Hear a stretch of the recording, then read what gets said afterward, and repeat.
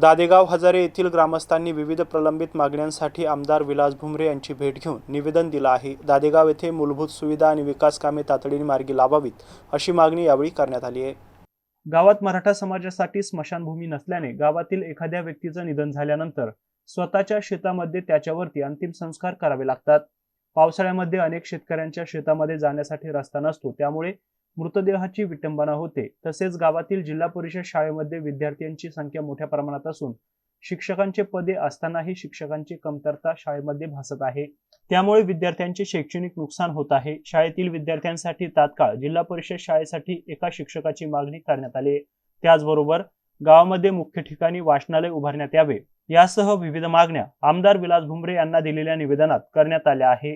यावर आमदार विलास भुमरे यांनी संबंधित अधिकाऱ्यांशी चर्चा करून योग्य ती कार्यवाही करण्याचे आश्वासन दिले।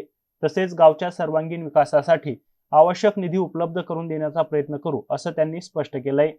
यावेळी सोसायटीचे चेअरमन आबासाहेब हजारे, माजी सरपंच परसराम हजारे, भाजपाचे नेते भरत थोटे, शाळेतील समिती अध्यक्ष अरुण हजारे, माजी शालेय समिती अध्यक्ष सचिन थोटे, महेश थोटे, ज्ञानेश्वर हजारे यांच्यासह मोठ्या संख्येने ग्रामस्थ उपस्थित होते।